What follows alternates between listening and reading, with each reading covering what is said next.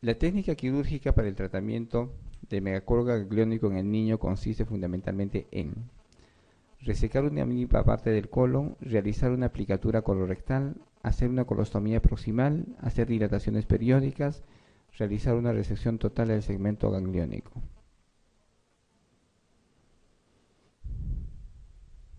Entonces, ¿qué hacemos? ¿Resecamos una mínima parte del colon? No. Entonces, lo que hacemos es retirar todo el segmento gangliónico. Retiramos todo lo que nos sirve. Y algunas veces, por la dilatación excesiva, entonces las zonas que están próximas a las zonas proximales también terminan resecándose. ¿Ya? Pero generalmente se reseca todo lo que no está inervado.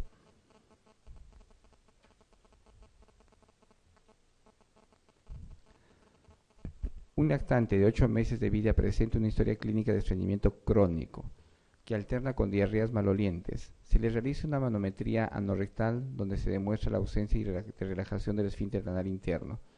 ¿Cuál será su diagnóstico? Estreñimiento funcional, estenosis anal, fisura anal, neuroblastoma pélvico o enfermedad de Hirschsprung. Entonces hemos mencionado que el compromiso, ¿no?, es neuronal. No hay plexos de Meissner y Auerbach y por lo tanto no hay inervación hacia el esfínter anal interno y por lo tanto no se relaja. Entonces, ¿qué vamos a tener? La enfermedad de Hirschsprung. Vamos a retener las deposiciones y a la simple estimulación, cuando ustedes estimulan, entonces hay unas deposiciones explosivas, ¿no? Diagnóstico, hemos mencionado que es biopsia o una manometría y una biopsia. La enfermedad de Hirschsprung o megacolon congénito puede estar asociado a una mutación del protocogen RED del cromosoma 10 con una penetrancia incompleta en la mayoría de los casos. Se asocia a la ausencia de las células ganglionares del plexo de Meissner y de Auerbach del intestino. Se asocia a una ausencia de las fibras colinérgicas y adrenérgicas en el segmento intestinal del afectado. No se asocia a un retraso de la emisión del meconio en el periodo neonatal. Se asocia en el 70% de los casos con malformaciones cardíacas. Bien. ¿Se asocia en el 70% de los casos con malformaciones cardíacas? No. Tiene poca relación con patologías cardíacas. La enfermedad de Hirschsprung es básicamente la falta de migración, ¿no?, neuronal desde el neuroblastoma hacia la periferia. Entonces no hay una migración neuronal. ¿No se asocia a un retraso de la emisión del meconio en el periodo neonatal? Sí. Entonces es bastante característico, ¿no? Entonces la enfermedad de Hirschsprung tiene que ver mucho en la manifestación en la etapa neonatal.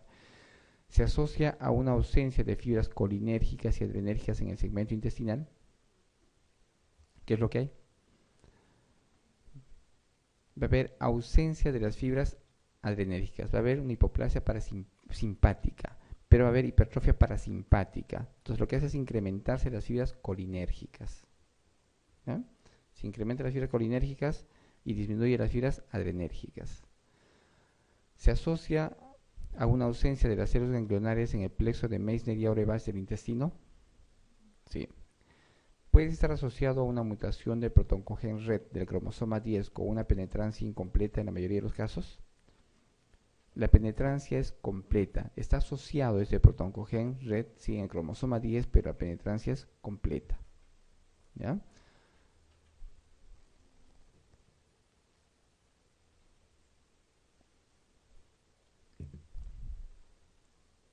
Después a la B. En la enfermedad de Hirschsprung, una de las siguientes afirmaciones es falsa. Es una anomalía congénita, predomina en el sexo masculino, se caracteriza por alteraciones en las células ganglionares del plexo intramural. La distensión de la ampolla rectal ocasiona relajación del esfínter anal interno. Es típica la dilatación de una zona del colon. La afirmación falsa. ¿Es una anomalía congénita? Sí. ¿Predomina en el sexo masculino? Sí. Es más frecuente en el sexo masculino que en el femenino. Igual que la hipertrofia píloro, igual que la invaginación intestinal, tiene relación o es más frecuente en el sexo masculino. Se caracteriza por alteraciones de las células ganglionares del plexo intramural. ¿Sí? La distensión de la ampolla rectal ocasiona relajación del esfínter anal interno. ¿Cuál es el problema? ¿Qué hay en la enfermedad de Hirschsprung? ¿Hay relajación o no hay relajación? No hay relajación del esfínter anal interno. Por eso se queda ahí. Se queda estancada las deposiciones. ¿Es típica la dilatación de una zona del colon? Sí.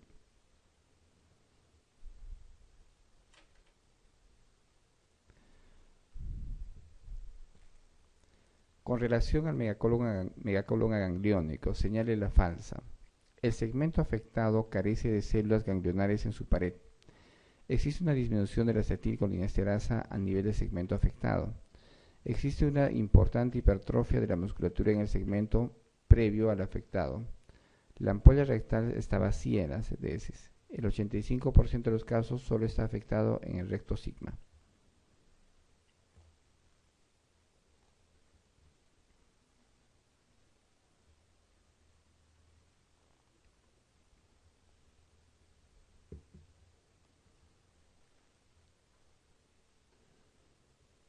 Respuesta.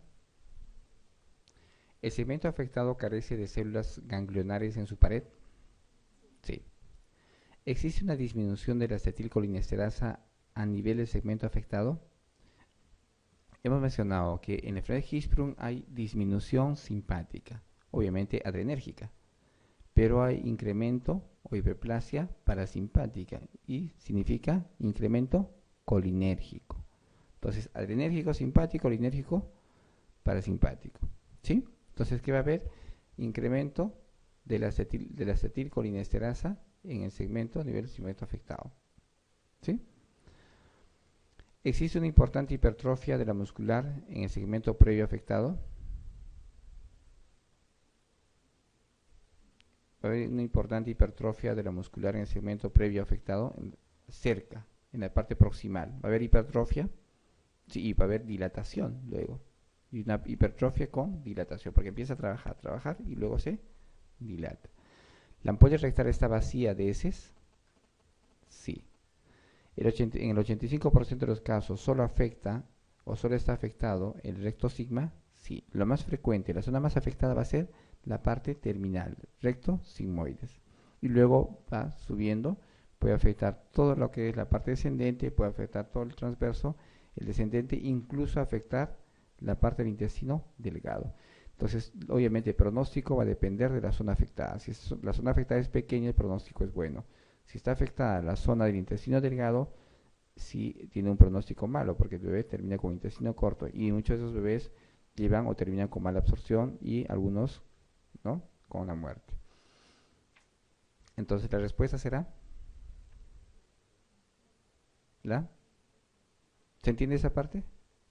¿Sí? Que hay en la enfermedad de Hirschsprung no solo va a haber una ganglionosis del segmento, va a haber hipoplasia de las fibras simpáticas, que son responsables de los neurotransmisores adrenérgicos, pero va a haber hiperplasia de las fibras parasimpáticas, incrementando los colinérgicos. Entonces la respuesta falsa será la B. ¿Sí?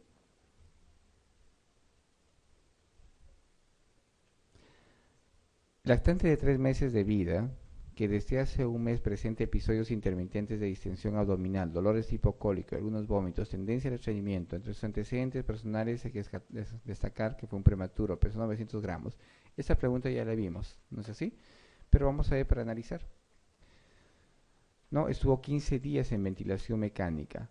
¿Cuál es el diagnóstico más probable en su cuadro clínico? Entonces, tienen ustedes un lactante con estreñimiento crónico.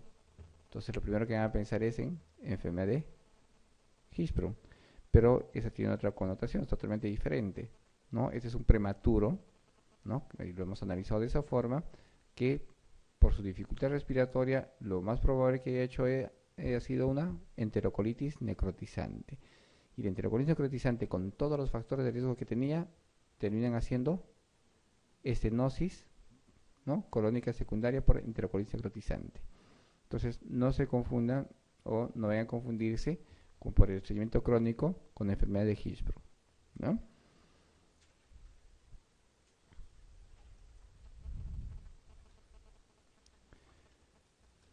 ¿Cuál de los siguientes hallazgos histológicos en la biopsia realizada en los histológicos en la biopsia realizada en caso de megacolon agangliónico es falsa. Ausencia de células ganglionares en plexos mientéricos y submucosos. Hipertrofia muscular del colon proximal. Aganglionismo.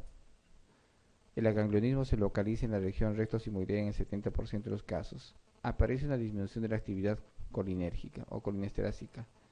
Hiperplasia parasimpático extramural. Algo parecido a la anterior, ¿no? La D.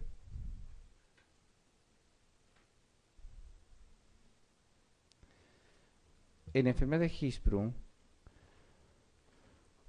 compromete con más frecuencia el intestino delgado, recto, duodeno, vejiga y esófago.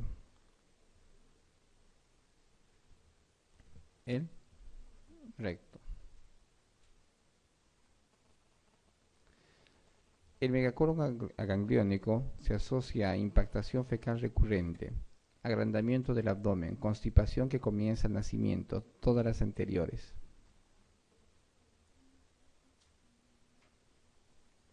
Esa pregunta es para analizar. Hemos mencionado que el estreñimiento funcional cursa con impactación. Y la impactación obviamente se da a nivel del recto. Entonces, si hay impactación a nivel del recto, entonces vamos a pensar en un problema funcional, en el estreñimiento funcional. Pero si tenemos ausencia de la impactación en el recto, vamos a hablar de un problema como orgánico como la enfermedad de Hirschsprung. La enfermedad de Hirschsprung que se caracteriza por la ausencia o la ampolla rectal vacía. Si ustedes hacen tacto rectal en la enfermedad de Hirschsprung, van a encontrar la ampolla rectal vacía. El problema está por encima, ¿no? En la zona afectada. Si la impactación se refiere a la zona que está por encima o a la zona que es por encima de la zona afectada o de la zona gangliónica, entonces hablamos de enfermedad de Hirschsprung. Pero si la pregunta es la impactación a nivel de la ampolla rectal, ya deja de ser enfermedad de Hirschsprung y es una impactación por estreñimiento funcional. ¿Sí? Bien, entonces entendiendo que esa es una impactación fecal por encima de la zona que es agangliónica, pensamos en enfermedad de Hirschsprung. ¿Va a haber agrandamiento del abdomen? Sí. ¿Va a haber distensión abdominal? ¿No? Se produce una obstrucción intestinal y hemos mencionado todo lo que produce obstrucción intestinal se va a manifestar con distensión abdominal.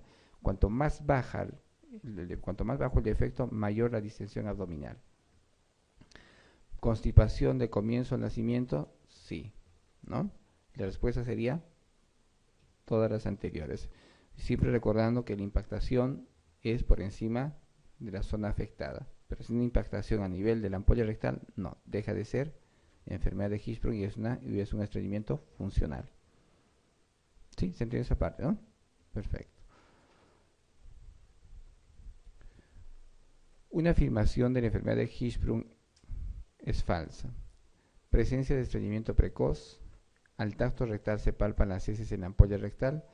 No se presenta encopresis. No se relaja el esfínter interno.